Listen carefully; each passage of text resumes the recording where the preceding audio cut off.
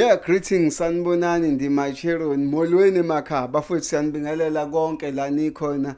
This is your favorite show, iDurban Network. Last time khona indaba eyithinta iTheku namaphethelo, iKZN kanye neSouth Africa. Siyajumpa ke sibuye siye ngale kwezomhlaba njengoba soyithinta nendaba yama-balance. Do angihambi ke ngedwa ngihamba nomfowethu. Mina ke kodwa ke ngusabelo mfoka Ndabasi.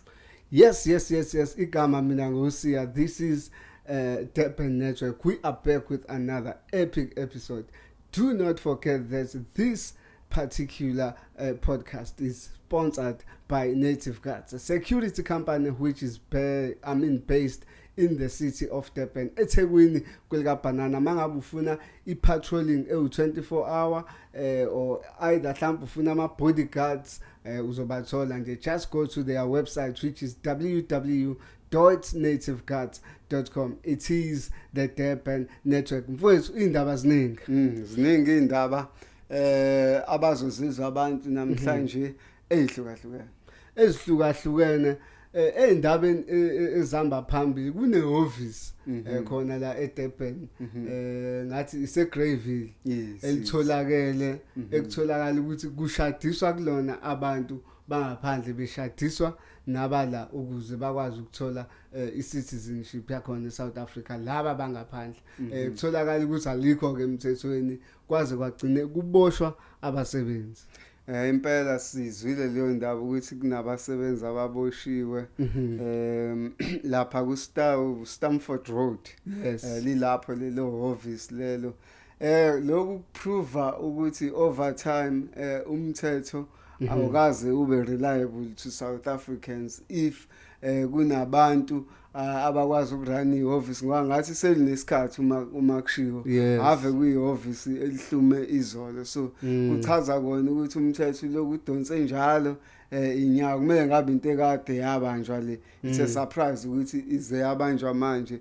Okubuhlungu ukuthi abantu bashadisana la uthola ukuthi kugcina kubenefita mhlawumbe oyedwa wabo ngoba amantombazana le South Africa ayaye avume ukushada noma ukushadiswa nalabantu uthola ukuthi ekugcineni ibona labantu ababenefitayo, so laba bakuthina they are at a receiving end. Mhlambe asibheke nje izinto eziningi umuntu wesimame walama engena ngoba kunayo leyanto yokuthi abanye bangena ngoba lo wesilisa wangaphandle usuke vele emtshelile ukuthi ngifuna ukuthola i-citizenship ndoda ngizokunikeza mhlambe 100,000 bese sishada nawe. Emva kwaloko hayi kuzobe kunento esihlanganisayo, kuzobe kuukuthi into esihlanganisayo ukuthi shade kodwa usihlalela kini ngizihlalela le ngeke uze ube unkosikazi wami ngihlala naye. I think ke lapho obvious kuyaveza ukuthi kushithi inhloso mhlawumbe zingaba mbili, kungaba abathandanayo benengqondo nje yokuxhaphazana, kungaba mhlawumbe yilaba nje ukuthi uhlangana hlukana whereby umuntu kufana ukuthi uyayithenga leyo nto kuwena, sekufanele kube kuwena ukuthi uyakuvuma lokho. Having to bear in mind ukuthi kwezinye izikhathi makuhamba isikhathi kuyaye kufika izimo la uthi wena wesifazane sekuthi makukhona into ofuna ukuyenza sekuvela ngala ukuthi ngoba wena ushadile nje, kodwa ke mhlawumbe okwalaba singaku-understand mhlawumbe ngoba akukho ku-system kusekuyi-certificate nje ukuthi mhlawumbe i-certificate sakhona sibukeka njengane original. What are the benefits of having a fake marriage certificates? Does it really benefit lo muntu angaphandle? Ngoba ngicabanga ukuthi wherever la uyakhona sekuphantshwa inamba phansi kubonakala kuleyo nto is it legit or illegit. I think akusizonke indawo ezigcina iphantsha phansi, kuningi abakuzuzayo endaweni kakhulu nje engathi aziphantshi phansi because the minute zingaphantshi konke lokho abazobe bekucela ngaleso sikhathi kuzovunyelwa ngoba kusuke kunencwadi abayivezayo bagunyazayo. Hey, ibhlungu lento ngoba ngokubuka kwami baningi abantu abagcine sebengena kulento njengoba besowuchazile besimame abasuke bengeke baziba benefits kodwa agcine kubenefita lapho futhi siqhubekela phambili sekunabantu ababoshiwe abawu6 ngokubulawa kwabantu okuke kwaba khona lapha eScotch over the weekend ithini leyo nto mhlambe i-response mhlambe from amaphoyisa sibone ngathi iyakhula iyakhula ngicabanga ukuthi sekunomgqiqo osowuzakhekele wona ukuthi amaphoyisa vele kumele asebenze ngicabanga ukuthi nephoyisa belidonsa inyawo liyakhuthazeka ngokwesimo noma ne-reflection eseyikhona nje overall emaphoyiseni so sicabanga ukuthi ke into enhle kakhulu le ukuthi abenzi bobubi bangahlala iminyaka beloko bedoja kumele impela babanjwe nje into isanda ukwenzeka kwaloko kuzodiscourage nalabo abasafuna ukwenza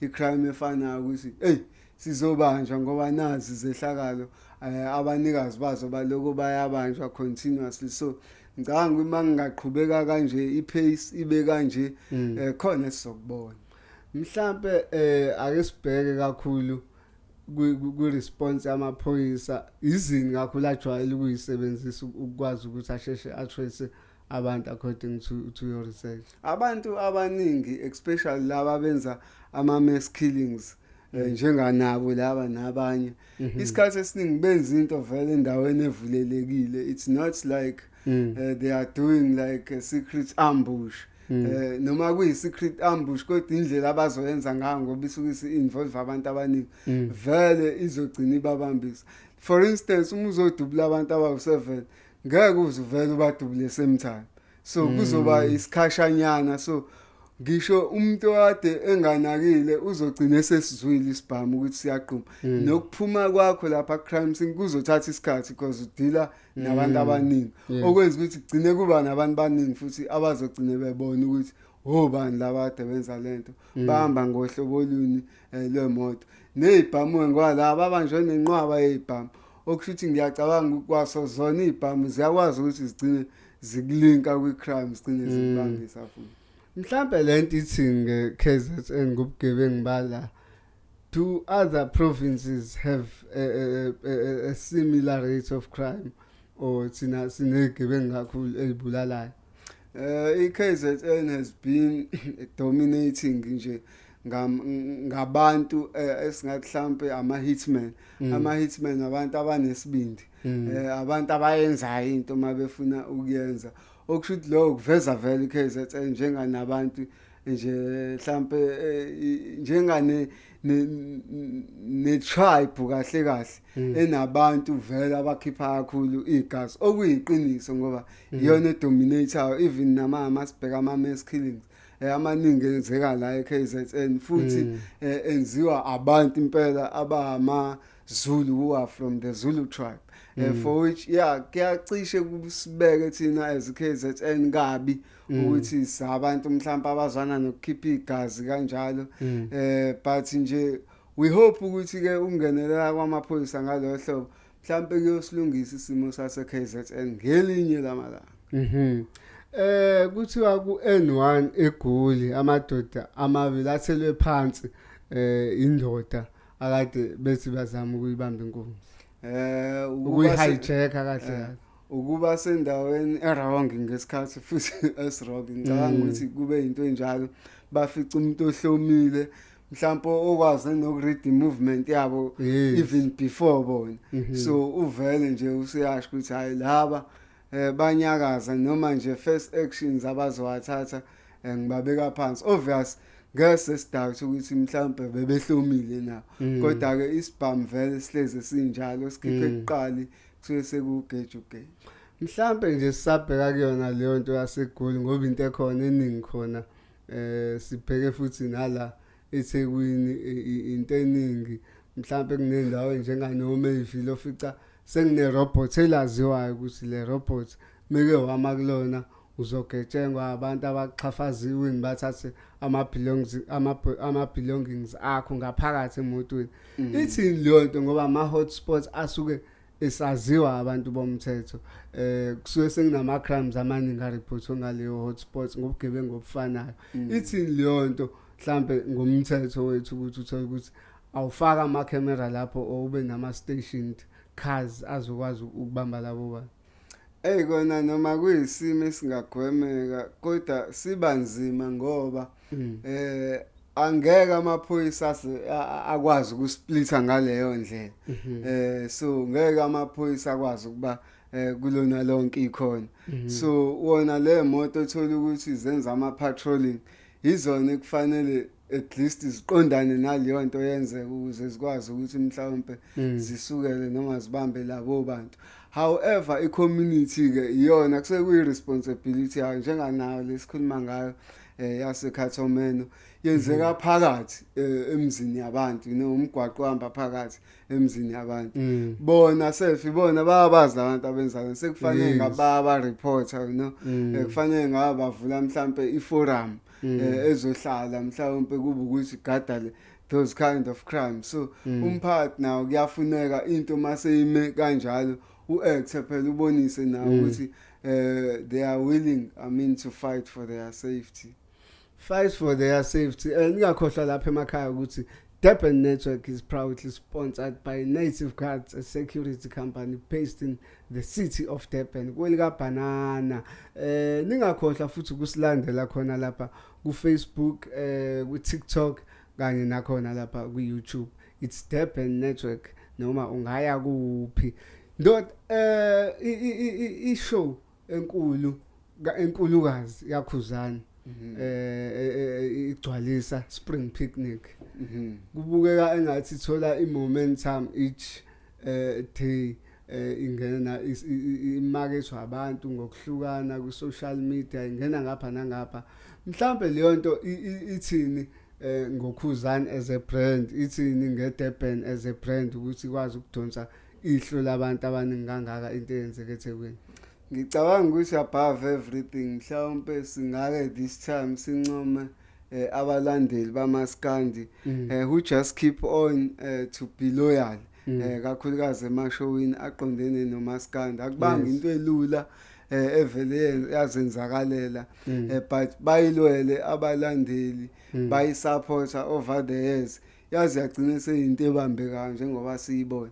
So kakhulu mhlawumbe abantu esingaba uploada la ibona abalandeli bamaskandi ukuthi bamele into yabo benze ngayo yonke indlela ukuthi ikhule ikwazi ukucompete namanye ama genres. Kuhle kakhulu esikubona kwenzeka manje. Mhlambe sasilapho I have seen ukhuzani posting ama individual post ngabona ukuthi ngathi ayanda nama artists akhona lapha kwi line up angasiwo ama artists amaskandi. We have seen uModa uBongs uMeda Bongs, bonile uOskambo uTira nabanye. Do you think lento mhlambe njengoba kade usakhuluma ngokuthi abantu bamaskandi babayikhulisile ukuthi mhlambe ukusaqala include abantu abangekho abangasimaska omaskandi artist mhlambe is it going to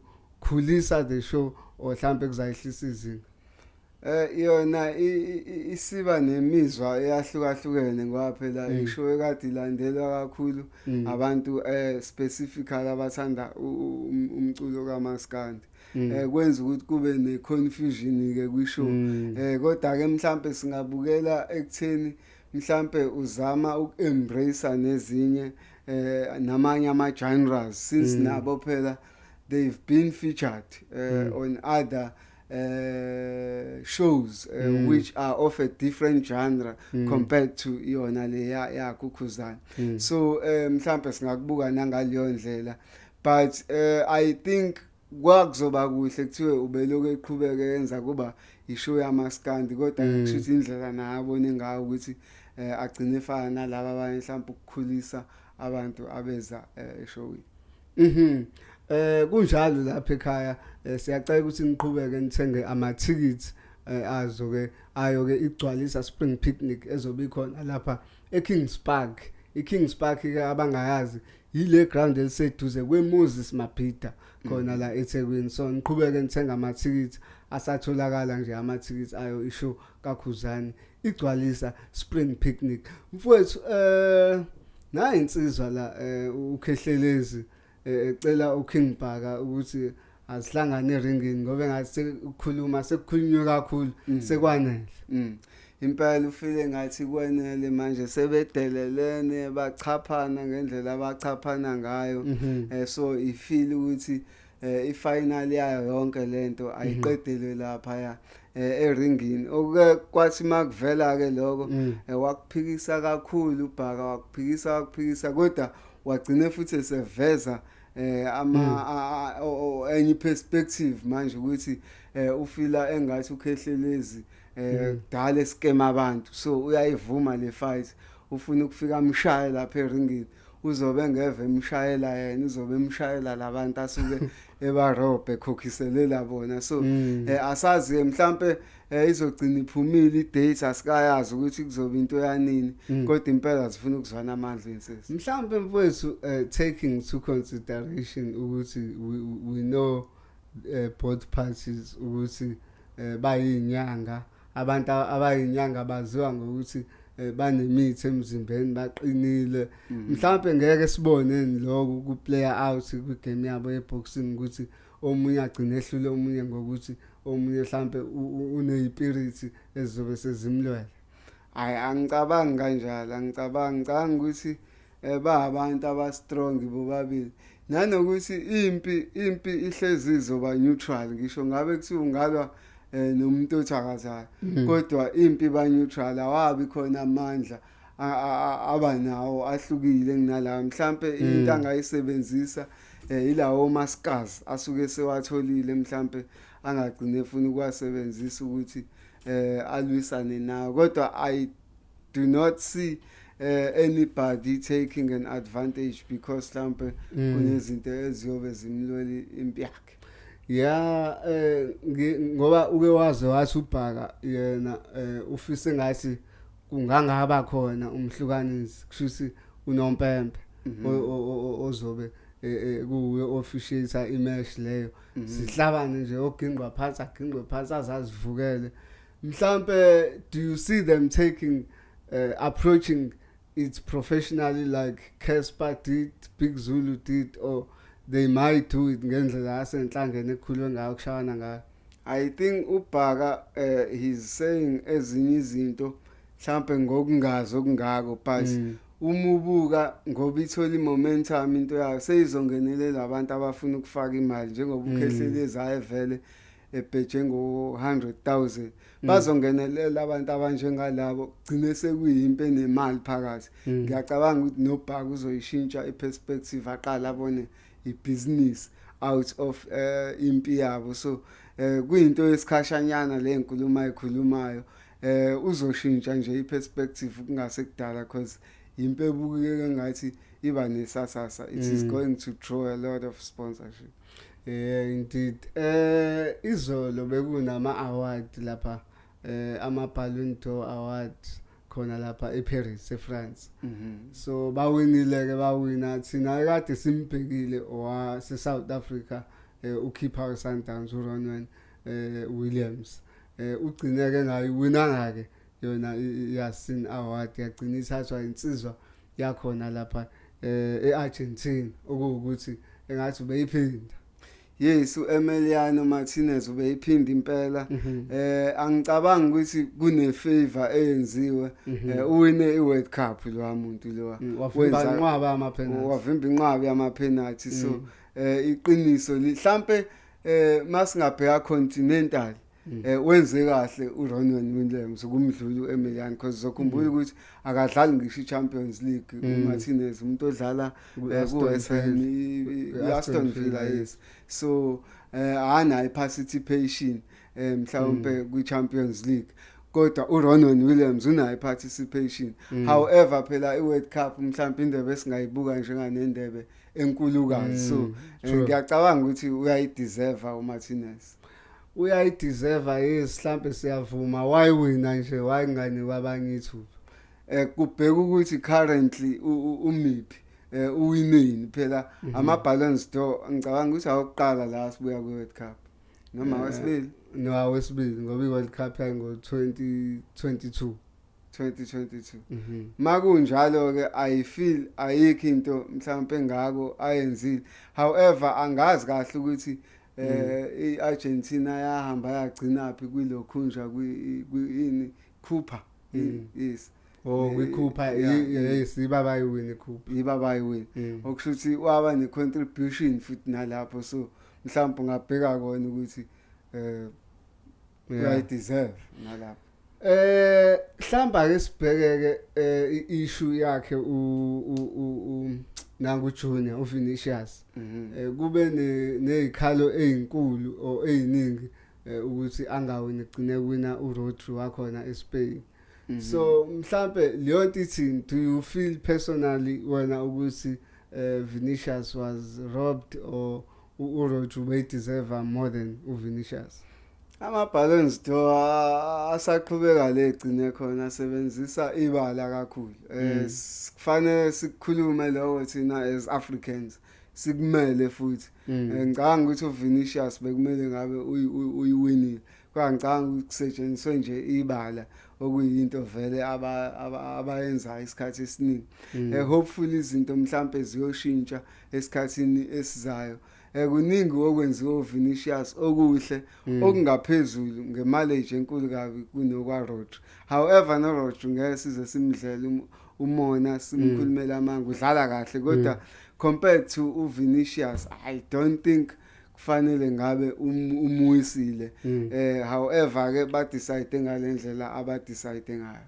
Mhlambe ake sibheke kakhulu iposition edlalwa uVinicius ukuthi he's an attacker. While uRodri he's a central midfielder. So mhlambe siyabona abantu bake bakhala ngokuthi there's players like abo nangulo wakhona eSpain uIniesta. Babala nabanye nje abadlali abama midfielders ukuthi ama midfielders has never been given a chance kuyona ama-Ballons d'Or beyilekiwe ama attackers. So mhlambe it was a good move by ama-Ballons d'Or ukuthi ba recognize ama midfielders because they contribute sometimes even more than attackers. Ngicabanga ukuthi enye into eshaye kakhulu i-team noma i-board yama-Ballons d'Or ukuthi ahluleke ukushintsha ezinye izinto over so many years ngoba uzokhumbula ukuthi ama-Ballons d'Or bese kuyi-two man show whereby you know ukuthi it's Ronaldo or it's Messi for many years for which leyo nto iphazamisile ukukhula kwawo nokushintsha icriteria kwezinye zezinto nokubheka ama-fall out wabo ukuthi akuphi zonke lezo zinto because abese dominate abantu ababili okudelay ukukhula okuningi kona ama-Ballons d'Or. Yeah, mhlambe sesivala nje indaba yama-Ballons d'Or. You think going to the next event mhlambe kuningi kumele bakushintshe? Kufanele kube khona into abazozibhekisisa iAfrica kumele bayibhekisise kakhulu bangathathi ngokuthi mhlawumbe ku world stage as dominate njenganako World Cup kodwa sekufanele basibheke ngama Champions League ethu ukuthi senza kanjani. Ngoba ngicabanga ukuthi uRodri one of the reason ewinile because of the Champions League. So for which Champions League ne in le Europa akithi winwe iSpain of which he contributed. Yeah, he contributed. Yeah, but kuyafuneka ukuthi basibheke kakhulu ngama Champions League nathi Africa rather than ukusibheka on a world stage ngoba ekugcineni kwelanga okushuthi khona ithuba umuntu waseAfrica ogcine ngalitholanga uma bezobuka ngalendlela ababuka ngayo. Okwesibili ke kufanele umuntu omnyama ke me deserve ukuwina kufanele awine kungabe sekusetshenziswa kakhulu ibala. Siyohlala isikhale njalo sama Africa up until bazibagcine benza into right. Mhlambe sesivala mfethu ke sibheke nje kancane lapha kwipolitiki. uFloyd Shivambu wenze i-interview recently kwishow ya nangu lo mfana ngikhohle igama lakhe i-podcast yalo mfana ozala uDali Mpofu. Yes. So SMWX ishow yakho if I'm not mistaken. so wa reveala into ezithile nge EFF kuthi ezigcine ezibonisa ukuthi wefila ukuthi ku EFF babe ngavumelani ngento eziningi ngenxa yokuthi uMalema uhleze efuna ukuthi into eshiwo uyena ingaphikiswa waveza nako ukuthi sometimes lento yokuthi iEFF yaziwe ngokuthi iyathukana yonke into mhlambe mebebona ukuthi they can't have a further mhlambe debate or discussion now bazogcina sebethuka ukuthi kwakujwayele ukuthi kuphikiswane ngayo ngoba yayigcine ibabonisa ukuthi bona abasile iqembu elimajority mhlambe ithini leyo nto ngoba abantu babuyile bathi uMalema it was a blessing for him ukuthi ahambe uShivambu ngoba kahle kahle weyinyoka kuyena mekwazi ukukhuluma kanje mengasekho impela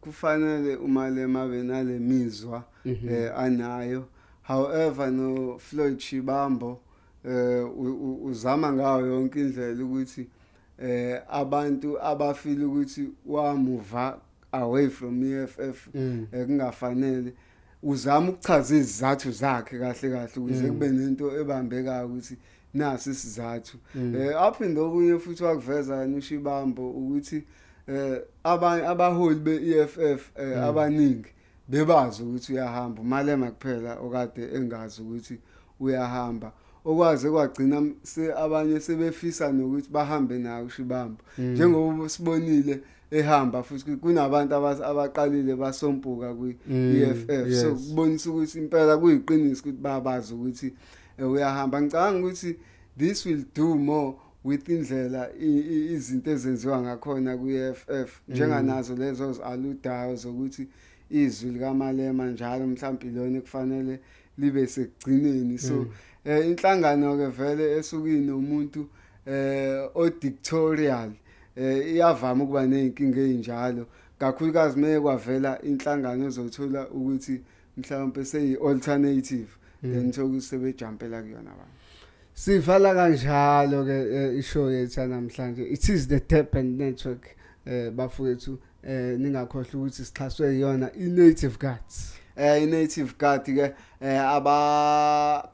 abagada ngokuzinikela bakhona ke la eThekwini abangafisa nje ukuthi basizakale kuNative Guard they can just go through their website which is www.nativeguards.com abaye ngobuningi abantu bayobheka lapha ama services ayo iNative Guard babe sebeyayidonsa abaxhumane nayo kunjalo ngingakhohlwa ukusilandela ku Facebook na ku TikTok sikhona sifuna more views bafowethu ku YouTube please subscribe to our channel on YouTube also share our videos to as many people as you can we are out thank you